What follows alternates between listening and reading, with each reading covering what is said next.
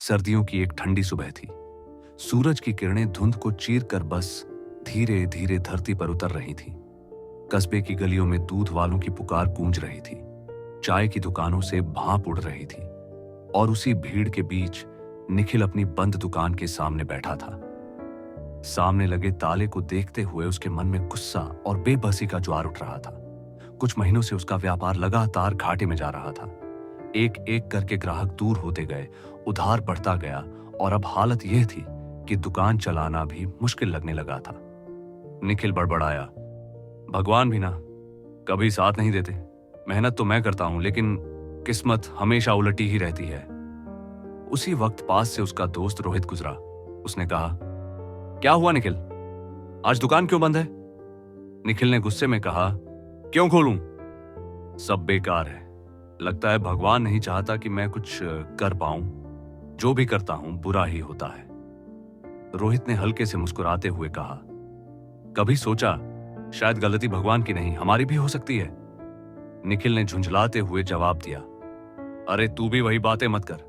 भगवान अगर चाहता तो सब ठीक कर देता। रोहित ने कुछ नहीं कहा और चला गया। मगर यह बात निखिल के मन में कहीं गूंज गई। उस शाम निखिल मंदिर चला गया। वहां दियों की लौ टिमटिमा रही थी और घंटियों की आवाज में एक अजीब सी शांति थी। मगर उसके मन में तूफान था। वह मूर्ति के सामने खड़ा होकर बोला, हे भगवान, मैंने क्या बिगाड़ा है तुम्हारा? क्यों मुझे ही सजा देते रहते हो? दूसरों को सब कुछ मिलता है और मैं हर बार हारता हूं। पास में बैठे बूढ़े पंडित जी यह सब सुन रहे थे। उनकी आंखों में ममता थी। उन्होंने मुस्कुराकर कहा, बेटा, क्या तुम सच में मानते हो कि भगवान तुम्हारे खिलाफ है? निखिल ने सिर झुका लिया, और क्या मानूं, जो भी करता हूं उल्टा ही होता है।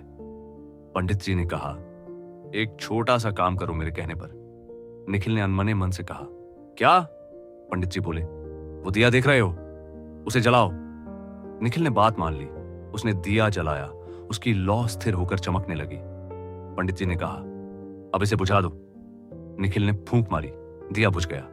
पंडित जी मुस्कुराए, अब बताओ, दिया बुझा किसने? निखिल ने कहा, मैंने। और अगर तुम हवा ना मारते तो क्या यह खुद बुझता? नहीं। पंडित जी बोले, तो सोचो बेटा, जब भी जीवन का कोई दिया बुझता है शायद उसकी लौ तुम्हारी अपनी फूंक से बुझी हो। भगवान ने तो बस वो दिया तुम्हें जलाने के लिए दिया था। निखिल चुप रह गया। वह समझ नहीं पा रहा था, पर उसके भीतर कुछ हिल गया था।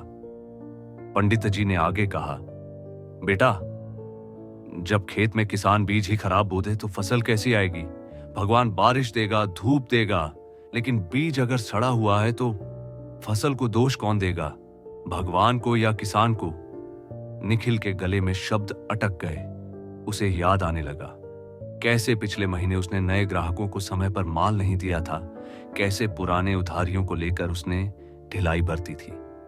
फिर उसे याद आया कैसे वह अक्सर समय पर दुकान नहीं खोलता था और ग्राहकों को कल आ जाना कहकर टाल देता था।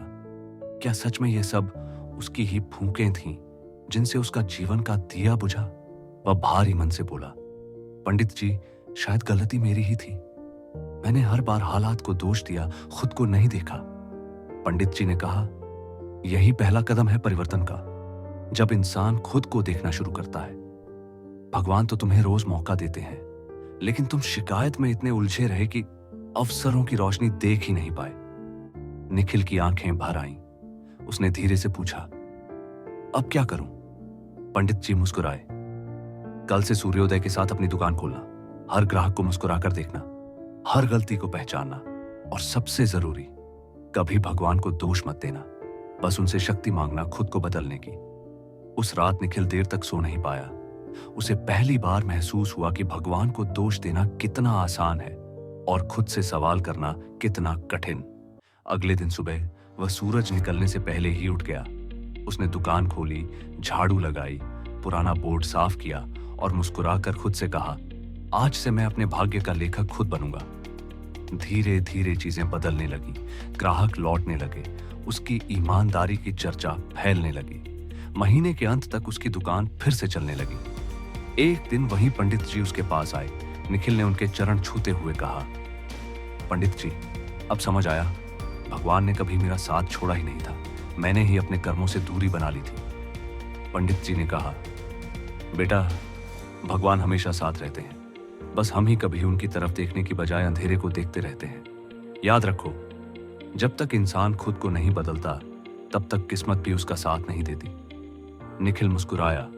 मंदिर की घंटियां बज रही थी और उसके मन में जैसे कोई दिया फिर से जल उठा था, स्थिर, शांत और उज्जवल। उसने आसमान की ओर देखा और मन ही मन कहा, धन्यवाद भगवान, अब समझ गया, दोष किसी और का नहीं था, मुझे ही खुद को बदलना था। अंतिम संदेश, हम अक्सर अपनी असफलताओं का कारण भगवान, भाग्य या परिस्थितियों को मान लेते हैं, लेकिन सच्चाई यह है कि जीवन का नियंत्रण हमारे अपने कर्मों में है। जब हम खुद को बदलना शुरू करते हैं, सोच, आदत और दृष्टिकोण में सुधार लाते हैं, तो भगवान भी हमारे साथ कदम से कदम मिलाकर चलता है। कभी दोष मत दो, खुद को पहचानो, क्योंकि जो खुद को बदल लेता है वही अपना भाग्य बदल देता है।